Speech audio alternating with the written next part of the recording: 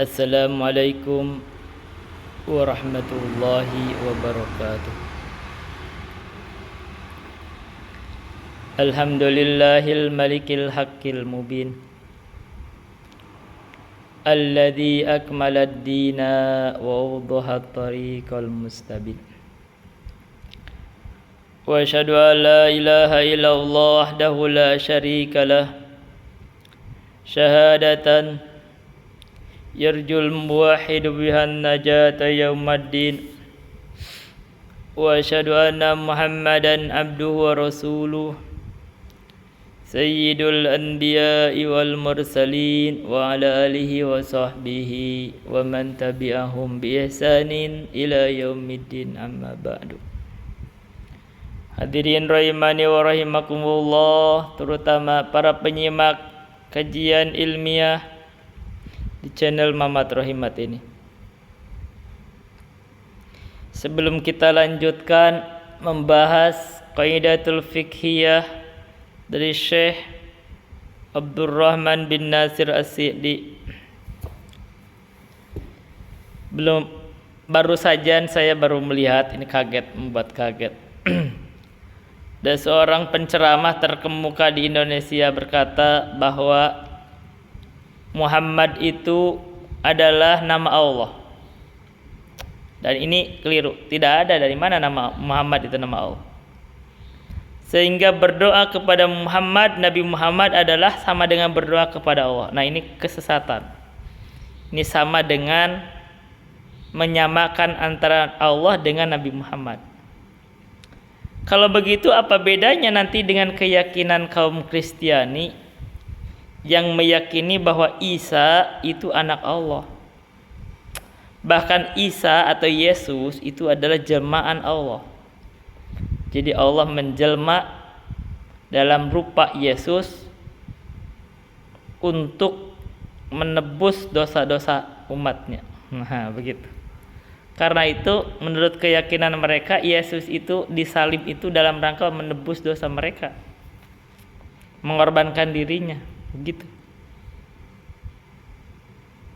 Sehingga mereka itu nanti kalaupun berdosa tidak lagi disiksa karena sudah ditebus oleh Yesus. Subhanallah kan. Nah, sekarang ini si fulan yang ngaku dokter itu, yang mengaku wali itu menjelaskan marifat itu, menjelaskan tarikat, menganggap bahwa Muhammad itu adalah nama Allah. Berdoa kepada Muhammad adalah sama dengan berdoa, dan ini kesyirikan. Nah, begitu. Kita langsung ponis. Jadi kita langsung selipkan ada masalah yang satu. Jadi satu masalah satu kita sebut. Saya nggak sebut orangnya, Anda nggak perlu. Berikutnya, tempo lalu saya melakukan diskusi dengan salah satu kiai dari Madura tentang kitab Qawaidul Ahkam fi Masalihil Anam karya Syekh Izzuddin bin Abdissalam. Itu ngebahas tentang bid'ah. Beliau itu membagi, pas yang dibagi itu adalah kitab bagian pasal tentang bid'ah. Yaitu katanya beliau itu membagi bid'ah itu menjadi 5. Kalau diperhatikan, kalau definisi beliau itu adalah bid'ah itu adalah sesuatu yang tidak ada di zaman Nabi. Begitu terjadi berarti bid'ah.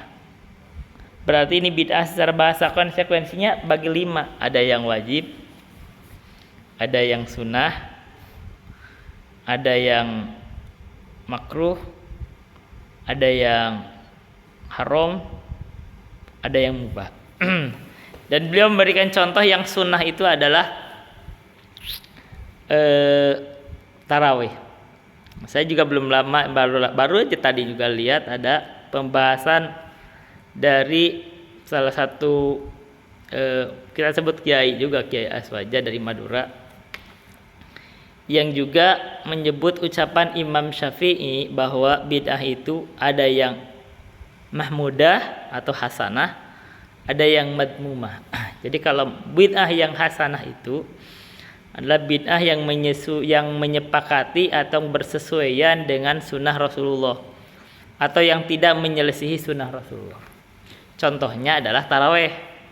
Jadi Umar itu mereka anggapnya bid'ah karena kata Umar, nikmatil bid'atu hadhihi. Ini adalah sebaik-baiknya bid'ah. Jadi menganggap, jadi nyambung sama pembahasan Izzuddin bahwa bid'ah itu adalah taraweh itu bid'ah.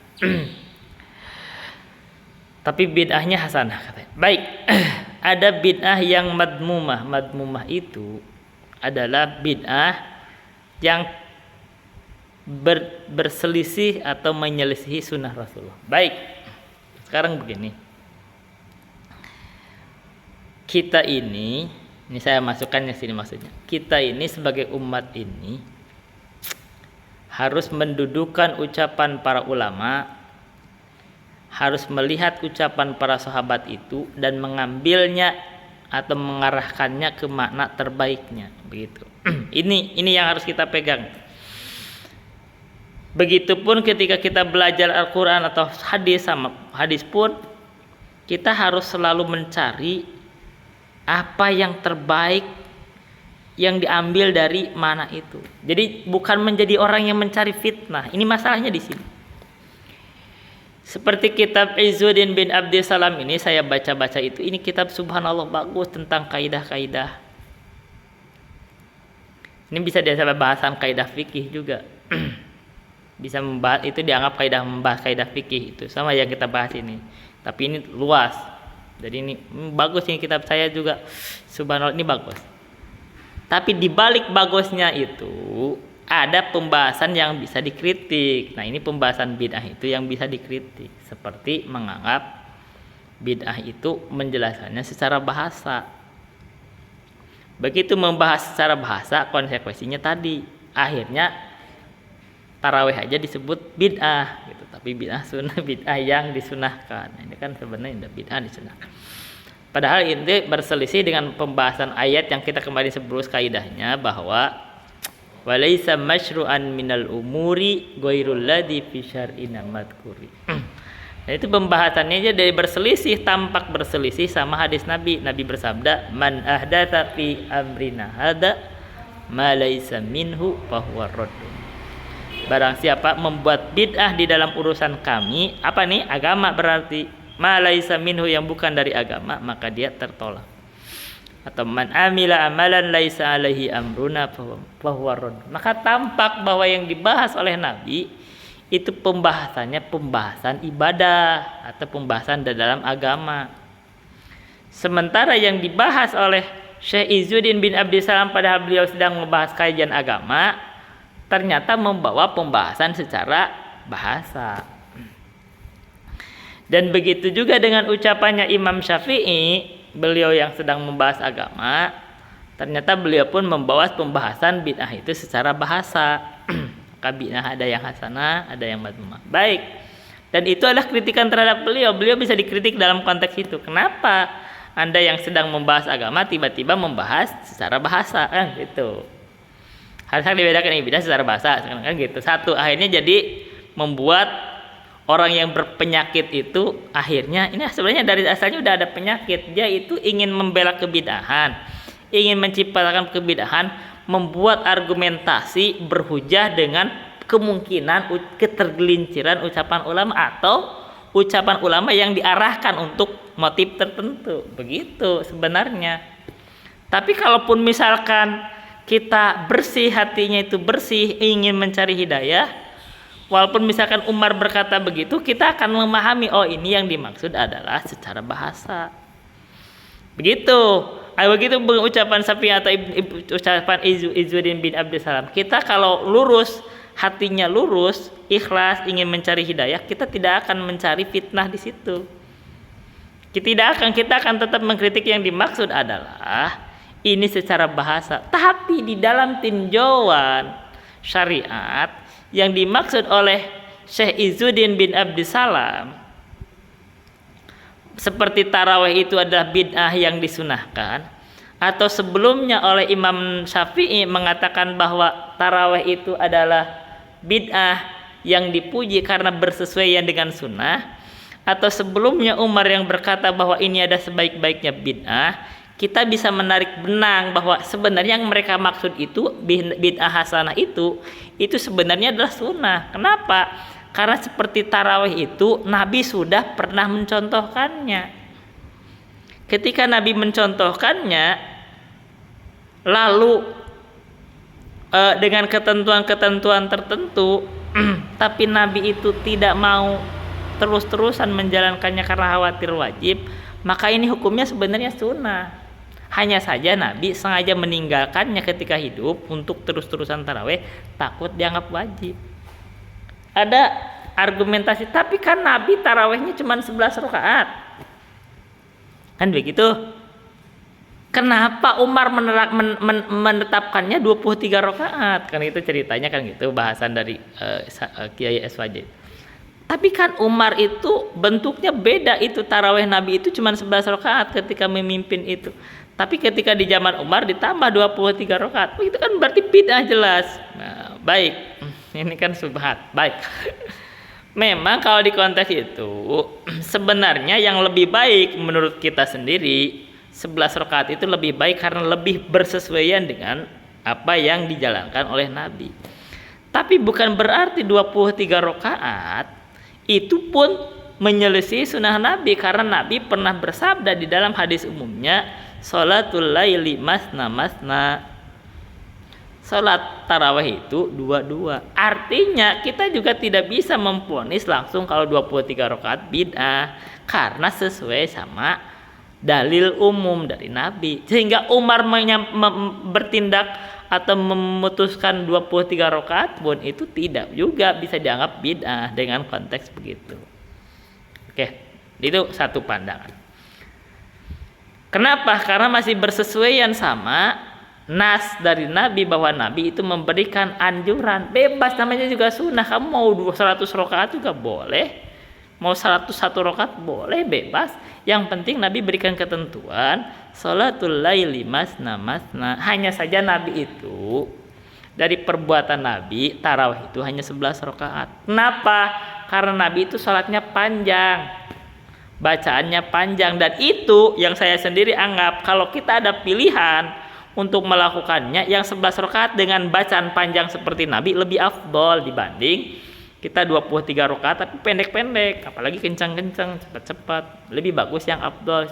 Nah, itu lebih enak karena ada satu tujuan kalau diperhatikan dari tarawih itu adalah mengimla bacaan Al-Qur'an. Jadi imam kalau bagus bacaannya diperdengarkan kepada makmum, itu sama dengan mengajarin makmum itu bacaan Qur'an. Itu salah satu tujuannya. Makanya disebut syahrul Qur'an. Ramadan itu syahrul Quran. Jadi itu yang saya sendiri anggap lebih afdol. Tapi bukan berarti kalau 23 rakaat itu bid'ah. Itu dalam tinjauan itu masih sunnah. Karena itu di dalam kitab lain yang ini lebih senior dari Izzuddin bin Abdul Salam, tarawih itu masuknya adalah nafilah yang muakkadah.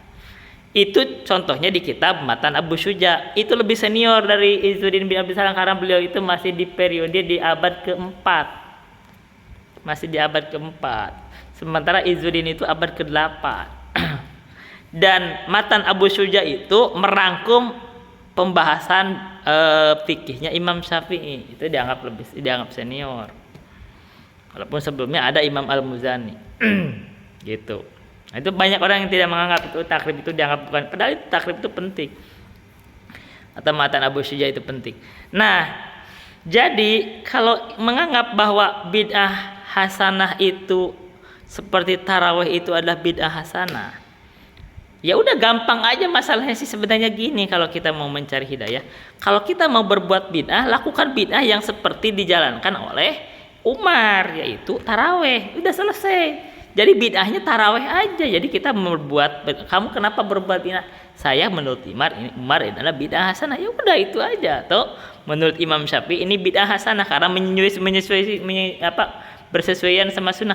Atau menurut saya Izzuddin bin Abdul Salam ini adalah bid'ah hasanah atau bid'ah yang disunahkan. Udah itu yang kita jalankan, tarawih. Jangan berbuat bid'ah yang baru gitu, jangan bid'ah yang lain. Nanti kita kebingungan sendiri. Itu satu. Tapi Karena orang-orang yang berpenyakit itu sebenarnya dari dalamnya itu ingin membela kebiasaan yang sebenarnya lemah, menggunakan potensi ketergelinciran ulama atau ulama yang berbicara mengandung kemungkinan sengaja digelincirkan. Nah, itu nanti akan nangis di hari kiamat.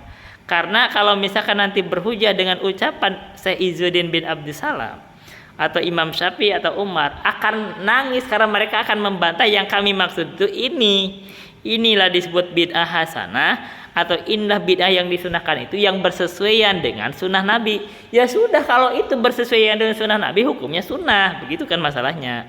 Maka taraweh itu di sisi ulama yang lain, atau kalau kita mentahkik masalah ulama yang mentahkik kayak seperti Abu Syuja, itu tarawih itu bukan bid'ah, tidak lagi disebut bid'ah hasanah, tapi disebut nafilah muakkadah, sunnah yang muakkadah.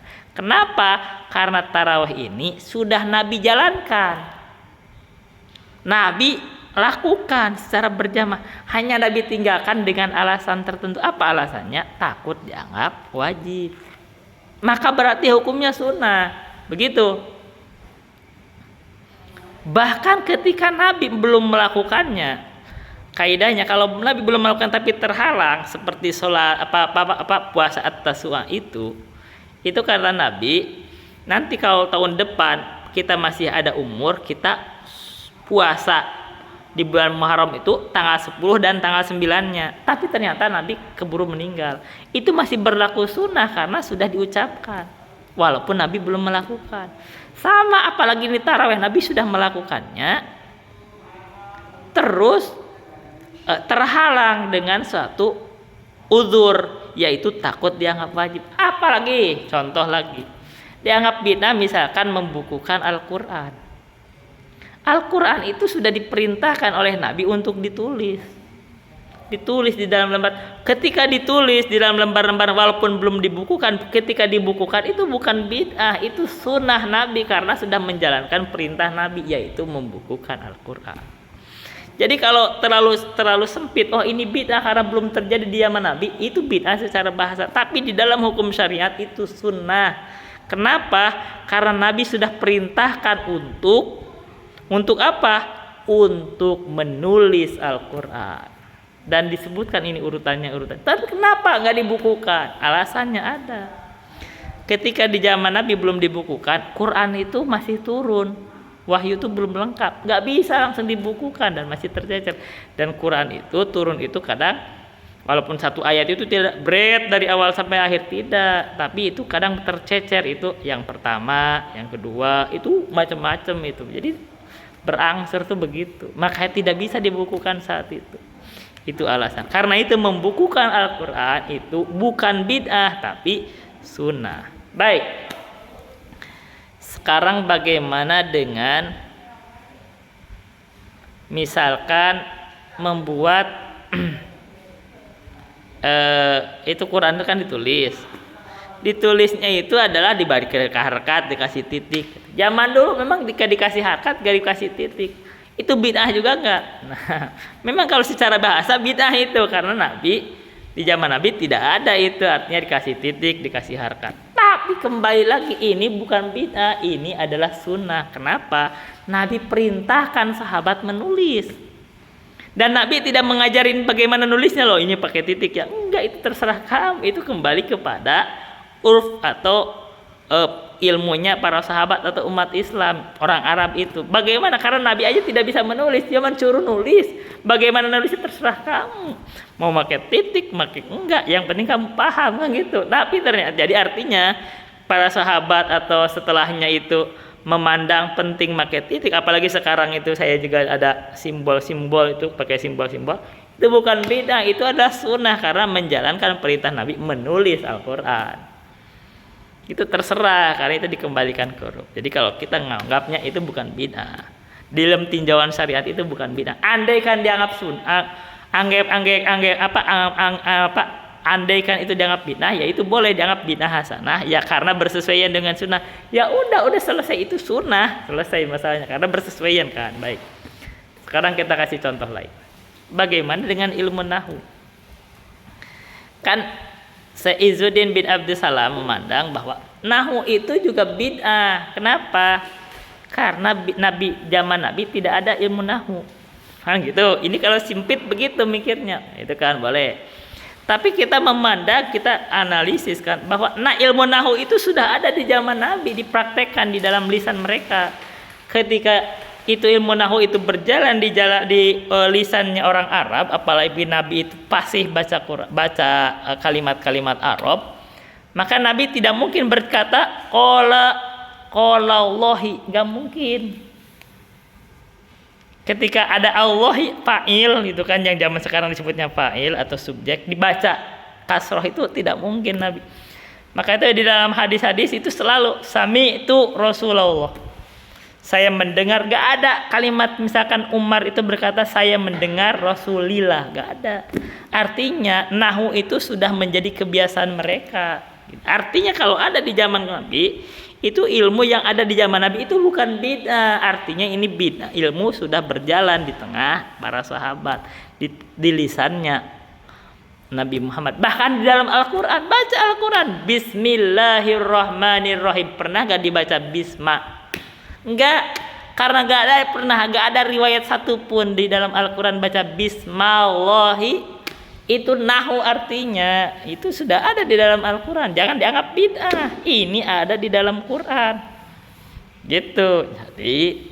Jadi ketika mengatakan ini bid'ah tidak ada di zaman Nabi, nanti dulu ini apa bahasannya. Jadi kan itu seperti Izzuddin bin Abdussalam menganggap nahu itu ada bid'ah yang wajib. Oke, bolehlah kalau dianggap bid'ah, gak masalah. Jadi kalau Anda mau berbuat bid'ah, itu amalkan, boleh, kita gak apa-apa. Tapi di sisi kita sendiri memandang itu bukan bid'ah, karena ini ilmu sudah ada di zaman Nabi, yaitu dipraktekkan di dalam lisan mereka. Beda sama ilmu kalam. Ilmu kalam itu tidak ada di zaman Nabi, tidak ada. Pernah gak di dalam pembahasan ucapan-ucapan Nabi, Allah itu sebutlah sifat-sifat yang disebutkan, itu enggak ada. Makanya kalau berselisih ilmu kalam itu dari awal sampai akhir, karena itu justru bid'ah, karena enggak ada di zaman Nabi, tidak diucapkan para sahabat, tidak di dalam Quran, tidak di dalam hadis, itu baru bid'ah. Tapi kalau nahwu sorob bukan bid'ah. Sorob alhamdulillah, enggak ada dibaca al-humaidu, enggak ada. Bacanya alhamdulillah, berarti hamdu itu adalah sorob. Enggak dibaca al-humaidulillah, enggak. Alhamdulillah, enggak. Alhimidu, enggak. Artinya itu adalah lisan Arab yang fasih. Ada di dalam Quran, ada di dalam hadis, ada di dalam apa? Ada di dalam kalimat orang Arab. Itu lisan mereka. Maka kita diperintahkan oleh Nabi untuk belajar bahasa Arab. Berarti ketika Nabi memerintahkan kita untuk mempelajari bahasa Arab, berarti itu bukan bid'ah, itu ada perintah Nabi. Dan bahasa Arabnya ya kita analisis Arab itu bagaimana kan gitu, bahwa penamaan-penamaan itu kan untuk memudahkan, tapi asal masalah bukan bid'ah, begitu. Baik. Jadi kita ini adalah pendahuluan ya. Pendahuluan di dalam masalah kita, karena ini membahas masalah juga, nanti kita masalah yang sudah pernah dibahas ke masalah. Jadi karena ini penting berkaitan bahwa di dalam memahami ucapan ulama, dalam memahami ucapan Nabi, dalam membaca atau memahami Al-Quran itu, kita itu hati itu harus diluruskan niat kita itu untuk mencari hidayah. Makanya Allah itu kata yatlunahu haqqa tilawatihi. Gitu. Jadi kita membaca itu harus membacanya dengan bacaan yang sebenarnya. Kenapa? Karena untuk mencari hidayah. Sementara mereka itu orang-orang yang berpenyakit itu, dia membacanya itu tidak mencari hidayah, dia itu kadang ingin memalingkan makna, mentahrif. Itu bukan mencari hidayah. Kamu baca Quran bukan mencari hidayah, maka wajar baca Quran jadi tersesat. Kenapa? Dari awal kamu itu ingin memalingkan Al-Quran. Ketika baca hadis, kamu itu ingin memaksakan pemahaman kamu terhadap hadis, ingin dipalingkan. Ini kebiasaan ahlul kalam kan, contohnya begitu. Nah sama ini kebiasaan bid'ah. Dari awal kamu punya bid'ah. Bid'ah itu gak mau kamu tinggalkan. Jadi kalau kamu baca Al-Quran, baca hadis, baca ucapan ulama, kamu ingin mencari pembenaran supaya kamu itu bisa berbuat bid'ah. Dan itu masalahnya, beda sama kita ini. Kita udah punya kebid'ahan sebelumnya, tapi begitu kita belajar Al-Quran, belajar hadis, baca ucapan ulama, ketika tahu salah kita tinggalkan karena mencari hidayah. Itu yang harus diambil itu. Kita mencari hidayah, jangan ingin mencari pembenaran. Buat apa kita datang ke berhadapan dengan Allah, ditanya masalah-masalah, terus kita bingung jawabnya. Kenapa? Karena kamu itu mencari pembenaran. Ini masalahnya. Makanya penting di dalam menuntut ilmu, apalagi kita menjadi pendai misalkan, jangan ingin memalingkan makna-makna, jangan ingin memalingkan ajaran walaupun ingin dikenal. Akhirnya jangan dikenal kayak kita itu, akhirnya karena dia punya bid'ahnya itu bid'ah tawasul, akhirnya dia itu membuatlah pemikiran-pemikiran yang tambah sesat. Nabi Muhammad ini, nama Muhammad itu adalah nama Allah. Berdoa kepada Muhammad artinya sama dengan berdoa Allah. Itu sesat, musyrik itu. Menyamakan Allah dengan Nabi Muhammad. Nah itu sesat lagi. Siapa yang tampak itu kesesatan? Oh dia dokter, tambah sesat. Dokter gitu pemahamannya, menyesatkan umat. Nah, kalau orang bodoh aja ngerti, nggak mungkin Allah sama Nabi Muhammad sama. Nabi Muhammad ya Nabi Muhammad, dia makhluk. Allah ya Allah. Tidak ada nama Muhammad itu nama Allah, nggak ada. Baca di Asmaul Husna, dari mana Nabi Muhammad itu nama Allah? Berarti Nabi Muhammad itu makhluk, dia utusan Allah, bukan Allah.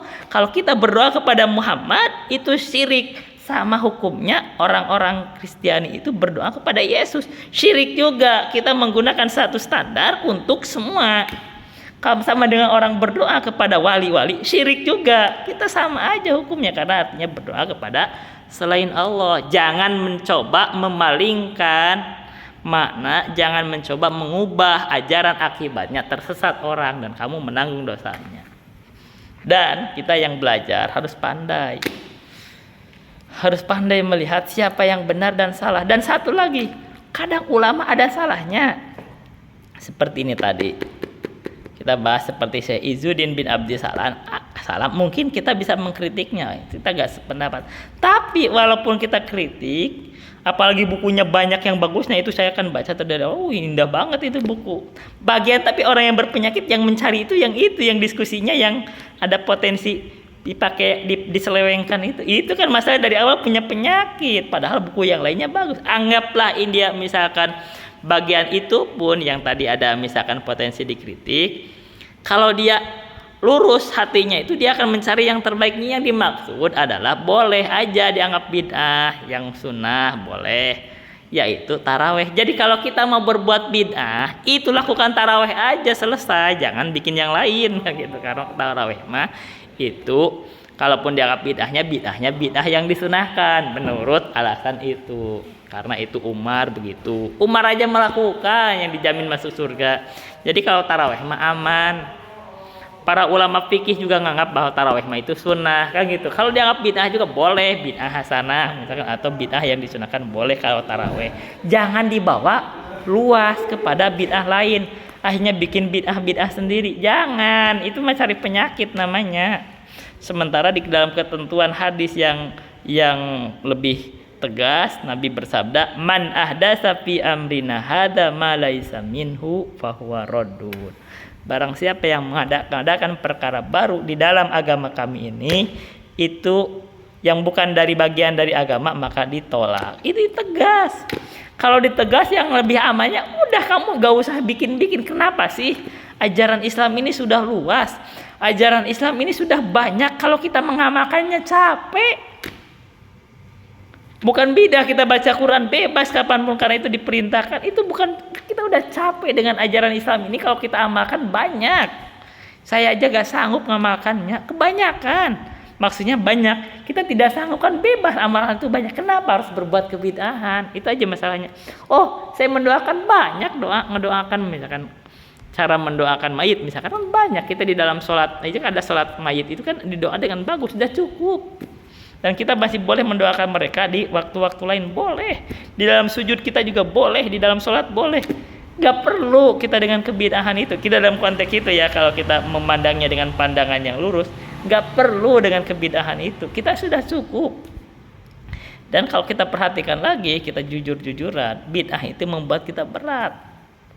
Karena semua hal-hal yang bid'ah itu bahkan biaya itu mahal itu. Kadang masyarakat itu kegiatan yang buat mereka sulit itu justru kegiatan kebid'ahan. Walaupun mereka gak punya pun harus diadain untuk acara bid'ah. Beda sama sunnah. Yang sunnah apa, sholat Jumat, mereka gak perlu ngadain maksa-maksain apa, gak ada. Gak perlu pakai sound system, gak perlu pakai pepayon, nggak ada dalam Jumatan, nggak. Sholat Id juga nggak ada, lebih ringan. Tapi acara yang bid'ah lebih susah. Ketika kematian, yang sunnah-sunnah mah ringan, yang bid'ah yang beratnya. Apalagi kadang-kadang katanya harus dibawain sama Habib begitulah, harus baca Quran, khotam begitu, bayar berapa aja habis gitu. Karena itu dan itu akhirnya madorot lain gitu kan ya.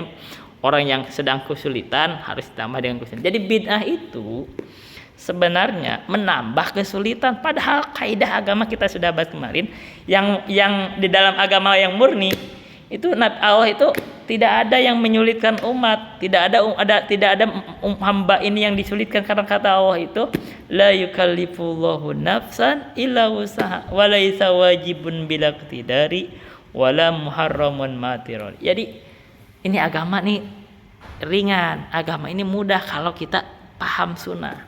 Dan ini yang saya pilih. Saya itu nggak mau, jadi saya nggak mau nyebarin bid'ah, nggak mau. Saya bid'ah, kalau bisa saya tinggalin. Dan saya ngerasain sendiri bid'ah itu membuat sulit.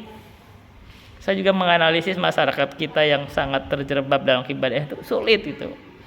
Dan kita tahu, saya tidak mau ketipu juga. Ini bid'ah itu. Dan di akhirat juga nangis itu. Di akhirat itu ketika di mahsyar itu, di talaga itu diusir oleh Nabi. Ada yang mengusirnya, itu malaikat mengusir. Dia tidak bisa minum dari talaga Nabi. Baik, kita akan lanjutkan membahas kaidah yang berikutnya dari kaidah fikih. Abdurrahman bin Nasir As-Sa'di, beliau lanjutkan baca, wal urfu ma'mulun bihi idza warad hukmum minasyar'i syarifi lam yuhad. Ini adalah kaidah yang sebenarnya penegasan dari kaidah sebelumnya sudah dibahas, bahwa al-adah muhakkamah. Ini sama kan. Jadi ini beliau kayak mengulang kaidah, makanya ini kita tambahan dengan kaidah lain aja dengan bahasan tadi. Jadi al-adah muhakkamah, kita kemarin dibahas bahwa kaidah al-adah muhakkamah, kebiasaan itu dianggap atau dijadikan hukum. Ini adalah kaidah besar di dalam agama. Dari 5 kaidah yang dianggap 5 kaidah fikih ini berputar. Fikih itu di dalam 5 kaidah ini, 1, al-umur bimaqasidiha. Jadi perkara itu tergantung maksudnya atau niatnya. Yang kedua, al-yakin la yuzalu bisyak. Keyakinan itu tidak bisa digugurkan oleh keraguan-raguan. Yang ketiga, al-dararu yuzal. Jadi madarat itu dihilangkan. Yang keempat, al-adah muhakkamah. Ini adat itu, kebiasaan itu dianggap sebagai hukum. Yang kelima adalah al-masyaqqah tajlibut taysira.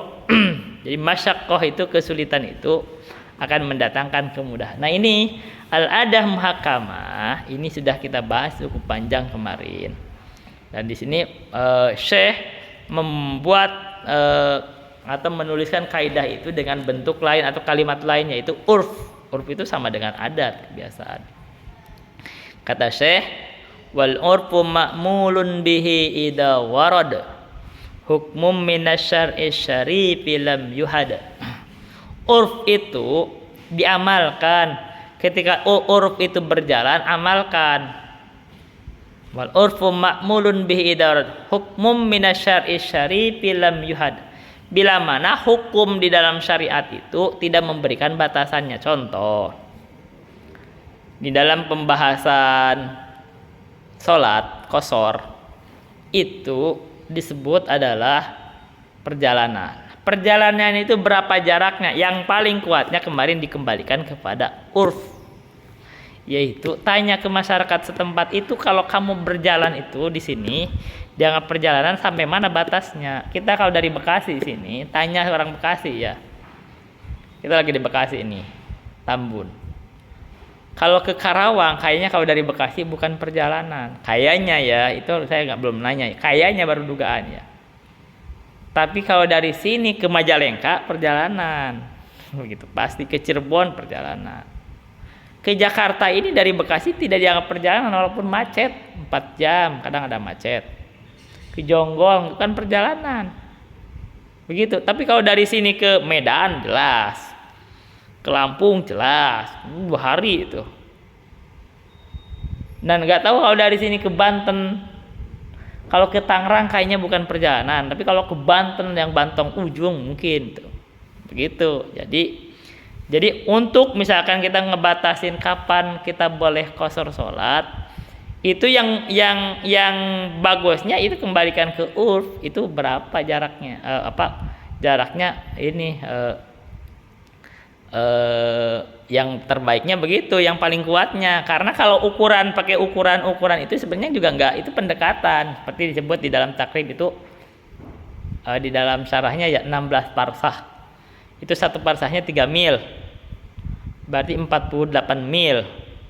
Nah 1 milnya 1,609 kilo, ya 77 kilo. Ya itu pendekatan para ulama fikih, ya boleh dipakai gitu loh. Kira-kira menurut ulama fikih itu jarak perjalanan itu 77 kilometer. Oke, sekarang dalam bab makanan. Makan itu memang dikembalikan ke urf. Biasanya orang makan itu satu hari itu cukup 1 mud. Tahu 1 mud 510 gram itu cukup. Apalagi kalau ukuran mudnya diperbanyak misalkan 600 gram. Hampir 675 gram ya kalau 2,7 kilo. Itu cukup untuk per orang. Jadi itu kebiasaan. Jadi ukurannya dikembalikan ke kebiasaan. Urf itu diamalkan. Sekarang begini, orang menikah. Kalau orang menikah belum menetapkan mahar, maka bayar penentuan maharnya itu ketika misalkan harus dibayar berapa, itu kembali ke urf. Gak bisa sembarangan mentang-mentang orang itu belum menentukan, saya menikahi dia, maharnya nanti ditentukan kemudian, menentukan. Tiba-tiba istrinya begitu itu kan minta nuntut 2 miliar, itu ya nggak bisa juga. Itu urfnya berapa ukuran dia itu, ya ukurannya 10 juta, ya itu 10 juta atau 5 juta. Begitu urfnya itu berapa ukuran misalkan kan. Nah urf itu katanya kalau mahar itu paling akurat itu adalah, yang paling akurat kalau mahar itu adalah dilihat dari, karena kan kalau perempuan itu kan penilaian yang paling bagusnya adalah dari saudaranya. Ini kalau dia punya saudara perempuan yang lain dia nikah, berapa dia? Nah gitu mahar itu misalnya begitu. Karena kan berarti ada kedekatan, atau mungkin lingkungan setempat nih kira-kira keluarga anak kadarnya segitu, kalau perempuan cantiknya segitu, standarnya segitu di masyarakat itu berapa. Nah itu urfnya begitu. Itu contohnya mahar. Jadi ketika dia bayar mahar, disebut mahar misil, itu mahar yang semisal orang tersebut, itu menentukannya urf. Atau di dalam akad itu urf. Jadi kalau kita mau ada akad-akadan, itu kembali kepada urf. Urf itu kebiasaan kita. Kalau misalkan nikah itu gimana akadnya, itu urf. Tidak dipastikan, makanya di dalam itu hanya pendekatan, ankah tuka wajah. Itu bebas, makanya boleh ketika akad pakai bahasa Sunda, pakai bahasa Betawi, pakai bahasa Indonesia boleh, begitu. Atau misalkan dalam transaksi jual beli, kan itu urf dikembalikan lagi ya. Karena itu ketika misalkan urfnya itu berjalan di jual beli itu seperti kita di Alfamart, di Indomart atau di yang lain itu, ketika kita belanja ambil barang terus langsung cek dihitung sama dia, terus keluar struknya, terus kita bayar, itu akad menurut urf. Nah kalau menurut Imam Syafi'i kan nggak sah ya, nggak sah karena harus ada ijab kabul. Kan itu ijab kabulnya apa, kan nggak ada lisannya, tapi di sini menurut urf sah itu. Berarti sebenarnya kita itu nggak bisa terlalu fanatik terhadap mazhab, itu nggak berjalan. Kenyataannya kita sulit itu hidup kita itu. Sementara kalau dalam mazhab lain kan boleh kita, ini urf gitu kan, ini mazhab Imam Ahmad gitu. Tapi kalau dalam mazhab Syafi'i kamu nggak bisa belian jadi ini nggak sah semua, gimana? jangan perampok. Ini kalau misalkan apa di Alfa itu kan nggak pernah ada ya saya ambil barangnya, ini uangnya nggak ada tuh, nggak pernah ada cerita. Nah itu menurut penegur kami juga menguatkan itu. Jadi walaupun nggak ngomong kita bayar, udah selesai pergi, boleh itu. Kenapa? Urf. Jadi kalau kita misalkan nyuruh pekerja, pekerja ini kita suruh itu pindahin apa ya, kita misalkan macul lah, kita pacul lah itu 1 hari. Belum menyebutin, kita belum menentukan harganya. Ketika misalkan dia bayar, mana bayarnya? Bayar aja seperti harga biasa. Itu oh itu 60.000. Dari pagi sampai duhur itu 60.000, udah bayar aja 60.000. Itu urf. Jadi wal urfu ma'mulun bihi idza warad hukmum minasyar'i syarifi lam yuhad. Nah, ini lagi-lagi kita sebut bahwa keindahan Islam itu salah satunya ini. Urf itu menjadi hukum. Kebayang tidak kalau semua tata cara kehidupan kita itu diatur di dalam Al-Quran, mau setebal apa Al-Quran? Kalau semua dibahas tentang kehidupan dunia itu dibahas oleh Nabi, mau setebal apa hadis Nabi? Karena itu kalau masalah ini kan urf, itu masalah kebiasaan, masalah duniawi. Nabi berikan ketentuan, antum a'lamu bi umuri dunyakum. Kalian itu lebih paham tentang urusan dunia kalian. Nabi itu gak mau cawe-cawe. Dalam masalah dunia itu Nabi gak mau cawe-cawe sebenarnya. Kalaupun komentar, kadang itu komentar manusiawi. Karena pernah suatu kejadian, itu para sahabat itu sedang mengawinkan kurma. Begitu Nabi datang, komentar Nabi itu gini kalau gini, akhirnya dijalankan, gagal panen. Akhirnya mengeluhlah sahabat, Nabi kok gini. Saya itu cuma ngomong doang, terserah kamu lebih tahu urusan kamu. Tapi ini pelajaran bahwa Nabi itu sebagai manusia di dalam urusan dunia itu tidak selalu jago, nggak selalu. Beliau itu jago dalam agama karena ada wahyu. Tapi di dalam dunia itu sahabat itu akhirnya paham sendiri. Begitu Nabi memberikan saran, salah, gagal tuh. Nah akhirnya keluar tuh ucapan Nabi, antum a'lamu bi umuri dunyakum. Kalau begitu mereka sahabat di dalam urusan dunia gak perlu ikut-ikut ucapan Nabi, boleh kamu bebas. Nah ini jadi karena itu bid'ah di dalam dunia itu tidak terjadi, tidak ada, dibebaskan di dalam urusan dunia karena ini adalah bukan ranah agama. Kamu bebas di dalam dunia itu, bebas. Jadi kalau orang kembali membahas bid'ah dari sudut dunia, itu dari awal dia sudah keliru karena dunia itu dibebaskan, bebas. Jadi yang dianggap bid'ah itu kalau Nabi bersabda di dalam hadis, man ahdatsa fi amrina, itu pasti agama karena ada amrina, ini makrifat. Jadi kalau orang membahas secara bahasa keliru kalau konteks itu. Jadi kalau misalkan nganggap ada kekeliruan, nah boleh aja. Misalkan Umar membahas bid'ah secara bahasa dianggap keliru, boleh. Imam Syafi'i boleh. Sayyidzuddin bin Abdul Salam boleh. Tapi andaikan kita mau mengambil pelajaran terbaik, ya nggak apa-apa itu adalah bid'ah secara bahasa, tapi hakikatnya itu bukan bid'ah, jadi boleh amalkan. Jadi kalau tarawih itu hakikatnya sunnah, bukan bid'ah. Jangan sampai karena disebut bid'ah menurut Umar, bid'ah bahasa menurut Imam Syafi'i atau Izzuddin, akhirnya kita bebas berbuat bid'ah yang lain. Oh kalau bid'ah ada yang hasanah, ya kamu nanti nangis di akhirat kalau gitu caranya, karena kamu tidak mencari petunjuk dengan niat yang tulus, gitu loh. Ingin membuat fitnah di dalam agama. Bayang nggak sih kalau kita itu bebas berbuat bid'ah di dalam agama, bebas semua dianggap hasanah. Kebayang nggak ajaran Islam akan seperti apa awut-awutan nanti? Jadi banyak sekali coraknya karena banyak banget bid'ahnya gitu. Tapi kalau kita putus, boleh kamu anggap bid'ah, nggak masalah. Tapi bid'ah itu bid'ah yang sesuai dengan sunnah, yaitu apalagi dipraktekkan oleh sahabat Umar, yaitu taraweh. Kamu aman mau disebut bid'ah boleh, disebut sunnah boleh, disebut bid'ah yang sunnahkan boleh, aman asal kamu taraweh yang diamalkannya, boleh, aman. Atau nahwu, saya belajar nahwu, bebas, itu aman.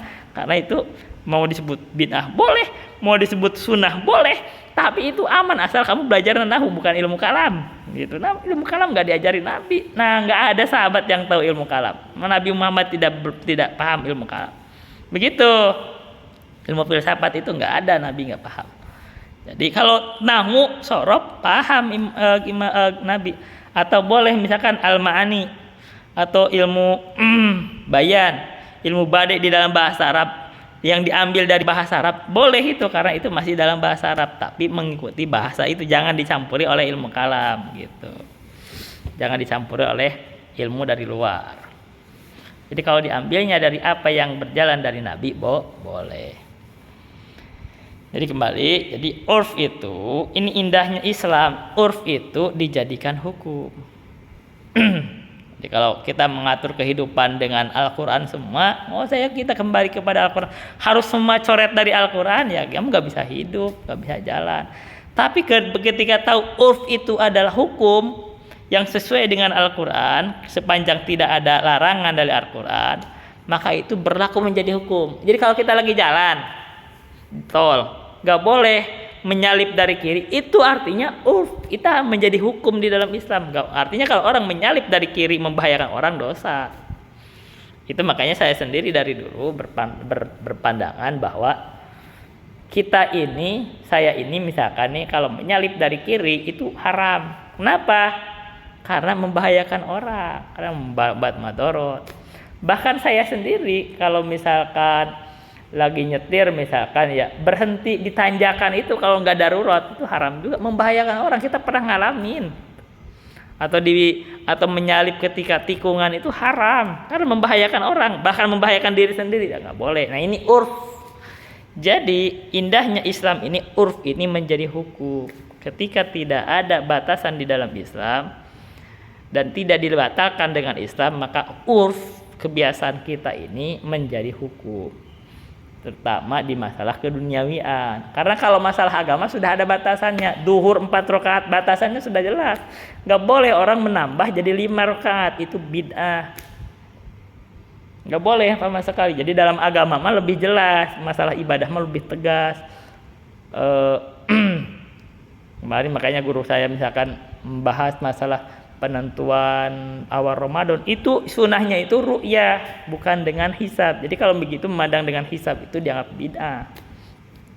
Kenapa bisa dianggap bid'ah? Karena Nabi tidak pernah mencontohkannya, dan ketentuannya juga adalah ru'yah.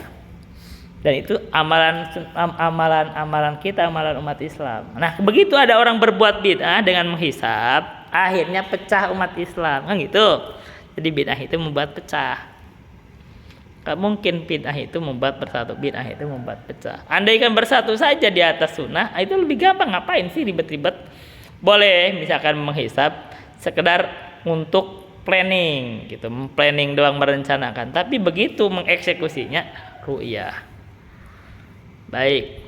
Nah, ini kembali bahwa inilah urf ini adalah keindahan umat Islam. Itu aja dulu bisa saya sampaikan. Billahi taufiq wal hidayah. Wassalamualaikum warahmatullahi wabarakatuh.